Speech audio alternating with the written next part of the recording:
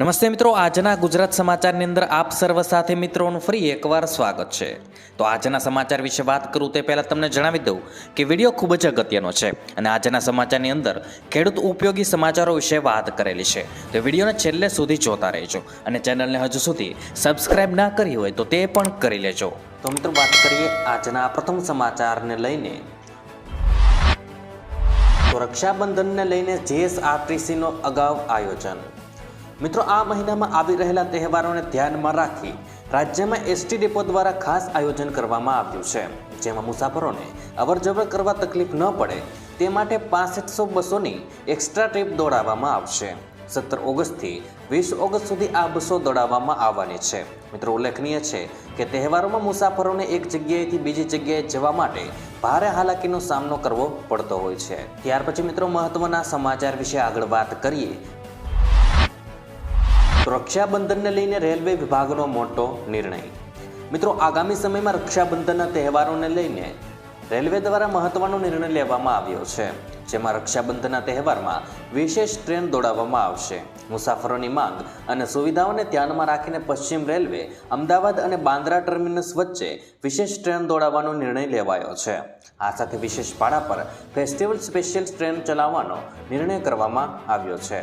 ત્યારબાદ મિત્રો મહત્વના સમાચાર વિશે આગળ વાત કરીએ. તો સરકારના દરિયો ન ખેડવાના નિર્ણયની એસી તેસી. મિત્રો, ગુજરાત સરકાર દ્વારા 1 ઓગસ્ટથી 15 ઓગસ્ટ સુધી માછીમારોને દરિયો ન ખેડવા માટેની સૂચના આપવામાં આવી હતી, પરંતુ મિત્રો સરકારના નિર્ણયની એસી કે તેસી થતી હોવાના વિડીયો સામે આવ્યા છે. સરકાર દ્વારા દરિયો ખેડવાની મનાઈ ફરમાવ્યા છતાં માછીમારો દ્વારા દરિયો ખેડવામાં આવતો હોવાના દ્રશ્યો સામે આવ્યા છે. અગાઉ માંગરોળમાં આગેવાનો દ્વારા મત્સ્ય ઉદ્યોગને શરૂ કરવા મુખ્યમંત્રીને રજૂઆત કરવામાં આવી હતી. ત્યાર પછી મિત્રો મહત્વના સમાચાર વિશે આગળ વાત કરીએ. તો વરસાદને લઈને 2 મોટી આગાહી. મિત્રો, વરસાદને લઈને હવામાન નિષ્ણાત પરેશ ગોસ્વામીએ જણાવ્યું છે કે 1 થી 3 ઇંચ સુધી વરસાદ વરસી શકે છે. 22 થી 30 ઓગસ્ટ સુધીમાં બંગાળની ખાડીમાં એક લો પ્રેશર બની શકે છે અને 22 તારીખ પછી ગુજરાતમાં સારો વરસાદ પડશે.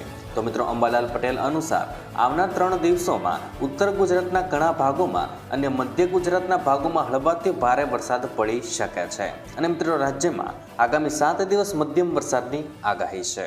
ત્યાર પછી મિત્રો મહત્વના સમાચાર વિશે આગળ વાત કરીએ. તો હવામાન વિભાગ દ્વારા પણ આગાહી કરવામાં આવી છે, તેના વિશે મિત્રો વાત કરીએ. તો હવામાન વિભાગ દ્વારા રાજ્યમાં આગામી 5 દિવસ મધ્યમ વરસાદની આગાહી કરી છે. ગુજરાતના માથે હાલ સાયક્લોનિક સિસ્ટમ સક્રિય થઈ છે, જેના કારણે હળવાથી મધ્યમ વરસાદ પડી શકે છે.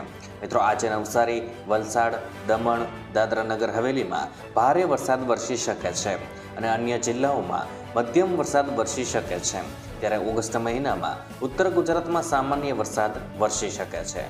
ત્યાર પછી મિત્રો મહત્વના સમાચાર વિશે આગળ વાત કરીએ. તો વાહન પર રાષ્ટ્રધ્વજ લગાવશો તો થશે 3 વર્ષની જેલ. મિત્રો, સ્વતંત્રતા દિવસ પર લોકો બાઇક, કાર પર રાષ્ટ્રધ્વજ લગાવે છે, પરંતુ દરેકને આ કરવાની મંજૂરી નથી.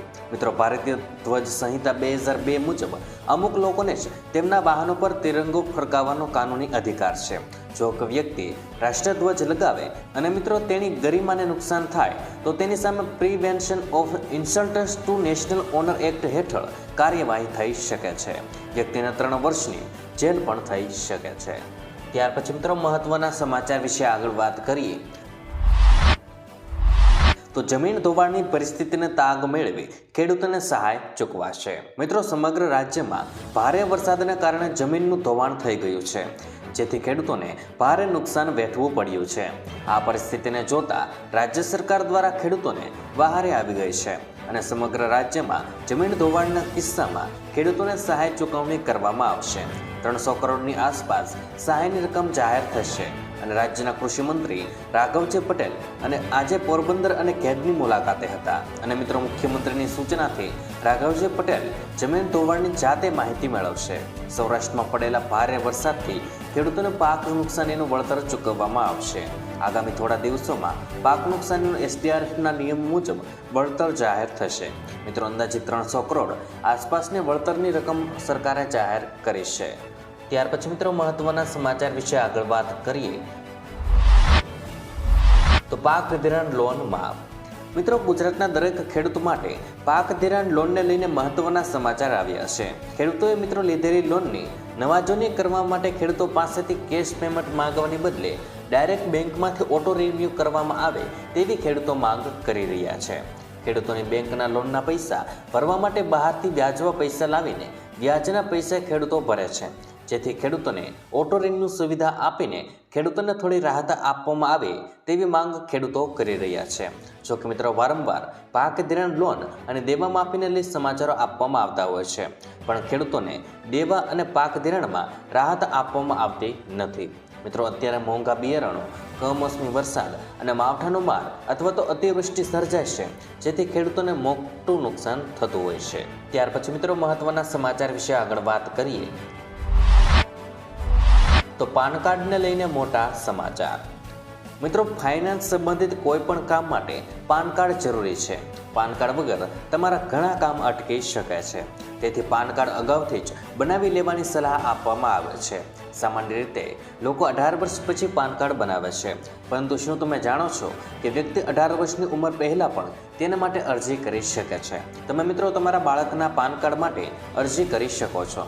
તમને જણાવી દઈએ કે કોઈ પણ સગીર પાન કાર્ડ માટે સીધી અરજી કરી શકશે નહીં. આ માટે મિત્રો બાળકના માતા પિતાની પોતાના વતી અરજી કરી શકે છે. ત્યાર પછી મિત્રો આજની હવામાન આગાહી વિશે વાત કરીએ તો નવરાત્રિમાં ખેલૈયાઓની મજા બગાડતી અંબાલાલ પટેલની આગાહી સામે આવે છે. તેમણે કહ્યું છે કે આગામી દિવસોમાં ગુજરાતમાં સામાન્ય વરસાદ પડી શકે છે. આ સાથે 16 થી 24 ઓગસ્ટ દરમિયાન રાજ્યમાં હળવો વરસાદ રહેશે. મિત્રો, સાથોસાથ નવરાત્રિમાં પણ વરસાદ રહે તેવી શક્યતાઓ રહેલી છે. મિત્રો, નવરાત્રિના સમય એટલે કે સપ્ટેમ્બર અને ઓક્ટોબરમાં પણ વરસાદ યથાવત રહેશે. મિત્રો, અત્રે ઉલ્લેખનીય છે કે 3 ઓક્ટોબર 2024થી નવરાત્રિનો પ્રારંભ થઈ રહ્યો છે અને અંબાલાલ પટેલે સપ્ટેમ્બર અને ઓક્ટોબર બંને મહિનામાં વરસાદ યથાવત રહેવાની આગાહી કરી છે. નવરાત્રિમાં વરસાદ વિલન બની શકે છે અને આયોજકો અને ખેલૈયાનો ઉત્સાહ પર પાણી ફેરવી શકે છે. ગુજરાતીઓના હોટ ફેવરિટ તહેવાર નવરાત્રિમાં વરસાદ વેરી બનશે તેવી અંબાલાલ પટેલની આગાહી ગરબા રસિકો અને ગરબા આયોજકોની ચિંતા વધી છે. મિત્રો, હવામાન વિભાગે કરેલી આગાહી પ્રમાણે આજે ઉત્તર ગુજરાત, મધ્ય ગુજરાત અને દક્ષિણ ગુજરાતના કેટલાક જિલ્લાઓમાં અમુક સ્થળોએ ગાજવીજ અને હળવાથી મધ્યમ વરસાદ થવાની સંભાવના છે. જ્યારે હવામાન વિભાગે કચ્છ અને સૌરાષ્ટ્ર જિલ્લાઓમાં છૂટાછવાયા સ્થળે ગાજવીજ સાથે હળવાથી મધ્યમ વરસાદની આગાહી કરી છે. તો મિત્રો, આજના દરેક સમાચાર અહીં કામના પૂર્ણ થાય છે. આપને કહેવા લાગ્યા એ કોમેન્ટ બોક્સમાં જણાવી દેજો.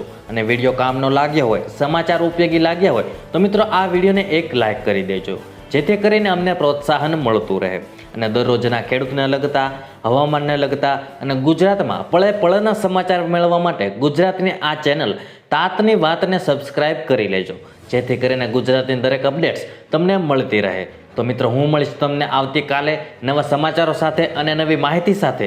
ત્યાં સુધી મિત્રો મને રજા આપશો. ધન્યવાદ.